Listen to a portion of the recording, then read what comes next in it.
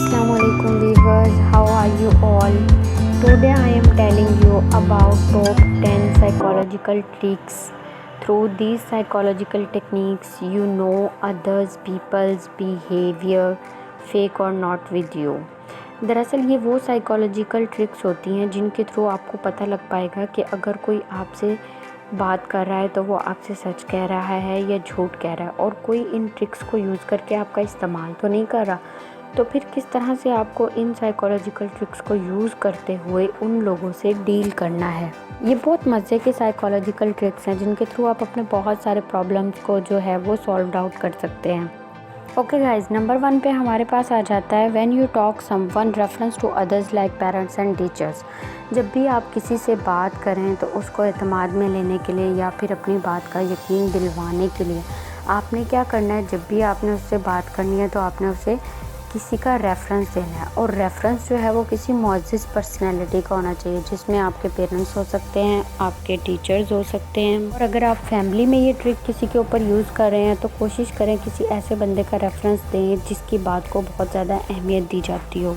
जैसा कि मिसाल के तौर पर आप कह सकते हैं कि मेरे उस्ताद ने मुझे ये बात कही है, मैंने अपने उस्तादों की बातों से ये बात सीखी है। या फिर आप ऐसे कह सकते हैं कि मेरे पेरेंट्स मुझसे ये कहा करते थे।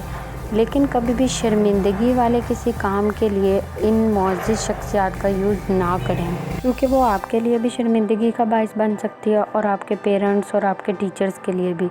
तो ऐसे किसी काम के लिए आप रेफरेंस का यूज़ कभी भी मत करें। ओके गाइज़, नेक्स्ट हमारे पास आ जाता है do you help me please.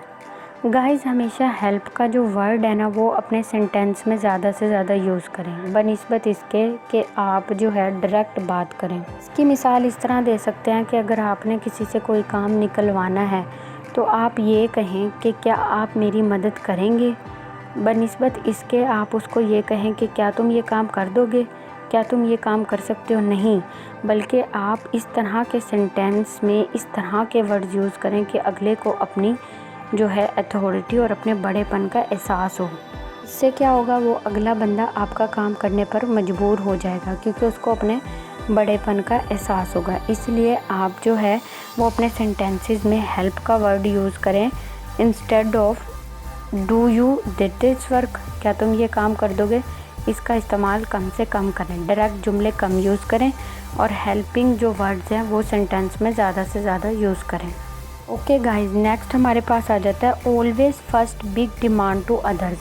अगर आप किसी से अपनी कोई बात मनवाना चाह रहे हैं, अपनी कोई डिमांड जो है आप चाहते हैं वो पूरी हो जाएगी, इसके लिए आपने क्या करना है, आपने शुरू से ही पहले बड़ी डिमांड रखनी है। जैसा कि अगर आपने किसी दोस्त से पैसे उधार मांगने हैं तो आप पहले उससे 40,000 उधार मांगें। आप उसका मूड देखें, उसका बिहेवियर देखें, ठीक है।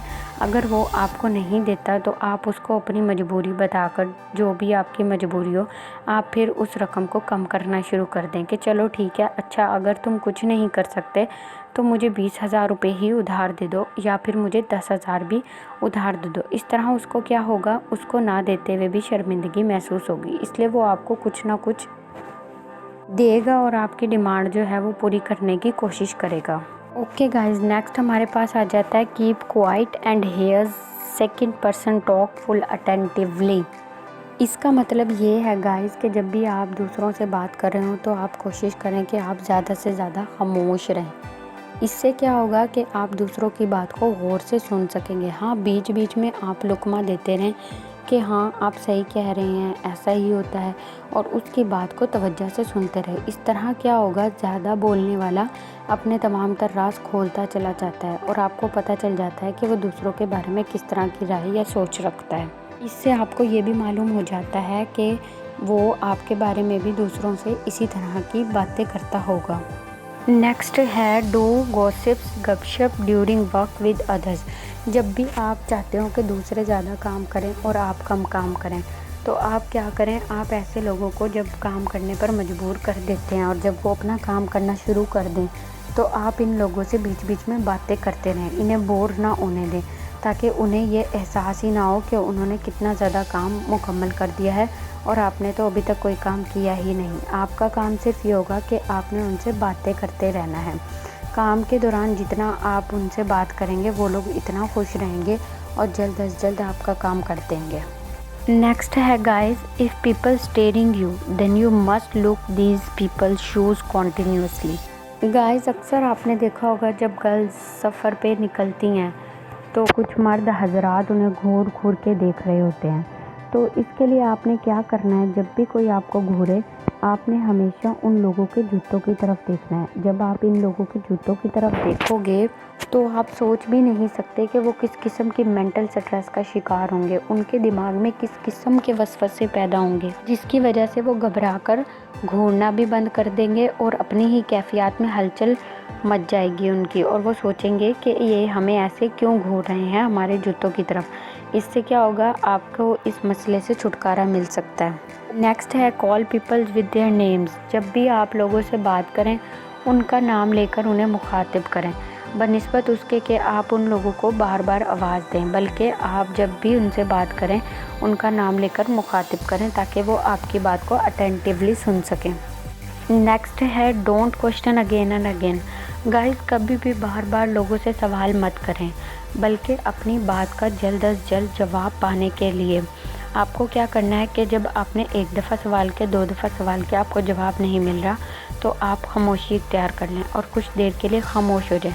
जब लोग देखें कि आप खामोश हो गए हैं उसके बाद आप अपना सवाल जो है वो पेश करें ताकि आपके सवाल को और आपकी बात को अहमियत मिल सके। इसके बाद है guys, look in the eyes of others people during talking. जब भी आप लोगों से बात करें उनकी आंखों में देखकर बात करें। स्ट्रॉन्ग बॉडी लैंग्वेज का यूज़ करें, ना कि कपकपाते हाथ और कभी कभी अपनी आंखें इधर उधर ना करें, बल्कि उनकी आंखों में देखकर डायरेक्ट बात करें ताकि उन्हें लगे कि आप सच कह रहे हैं। लास्ट पे गाइस हमारे पास एक बड़ी इंटरेस्टिंग सी ट्रिक आ जाती है जो कि ये है, if you wish others peoples will obey you. अगर आप चाहते हैं कि दूसरे लोग आपकी बात को माने तो ये किस तरह मुमकिन हो सकता है। फॉर एग्ज़ाम्पल, अगर आपने किसी को कोई चैलेंज कर दिया और आपको लगने लगा कि अब आप हारने लगे हैं तो आपको क्या करना चाहिए गाइज, उस टाइम पर आपको स्माइल के साथ उसको इशारा करना है कि वो हार जाए आपकी खुशी के खातिर। और जैसा कि अगर आपने किसी से कुछ मनवाना हो लेकिन आप क्या कर पाते हैं, आपको लगता है कि आप हार रहे हैं, आपसे ये नहीं होगा, तो आप उसकी मिन्नत समाजत कर लें। इससे अगले को क्या होगा कि चलो ये तो मेरे से छोटा ही है, अगर मैं इसका काम कर दूंगा तो मेरा क्या जाता है। इसलिए गाइस इन ट्रिक्स को मद्देनज़र रखते हुए आप लोगों की नफ्सियात को जान सकते हैं।